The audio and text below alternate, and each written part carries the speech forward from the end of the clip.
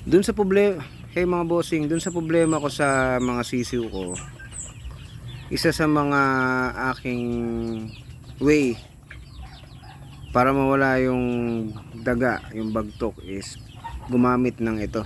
Ayan, yung mouse trap, no? Pero dalawang beses ko lang siya ginamit at wala naman ako nahuli. Pangalawang aking ginamit is yung hilo sa bagtok, no?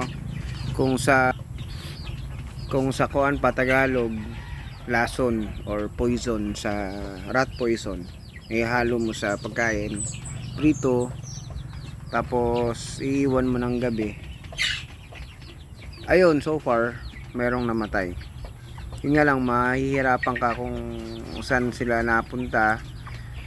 Basta meron ko nalang maamoy na mabaho kasi nga may namatay na ng daga, which is nagawa mo naman yung purpose mo na mamatay yung daga. Yun nga lang, mas mahihirapan kang i-trace kung nasan yung daga. Makikita mo man siya, na amoy mo, inuud na yun, tapos sobrang baho na. So tatanggalin mo na lang. Minsan baka kainin pa ulit ng manok at baka magkasakit pa sila. So siguro ganun talaga, baka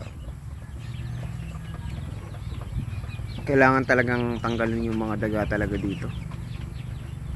Tapos pe-prevent na lang natin kung anong pwede gawin. Yung mga ganito ng mga magta 2 months old na ng mga manok, ito kaya na nilang protektahan yung sarili nila, kasi kaya na nilang yung dumapo dun sa mga mga ganyan, no? Dadapo sila sa kahoy na hindi na sila nakalatag nakahiga sa sahig tuwing gabi. Yung mga sisiw na yun, yung maliliit na yun, ayan, maliliit na yan, nandun sa ilalim, natutulog pa yun sa sa lupa, sa rice hull. So talagang pag kinagat yung puwet nila, tinatarget pa naman ng daga yung puwet, tapos laman loob, wala na, patay na. Pero itong mga malalaki, okay na sila kasi kaya na nilang protektahan yung sarili nila. Pupunta sila sa matataas na lugar, no? Pero syempre hindi pa rin tayo kumpiyansa, kaya mas maganda karte ko tuwing hapon, dadalagay ko talaga sila sa brooder.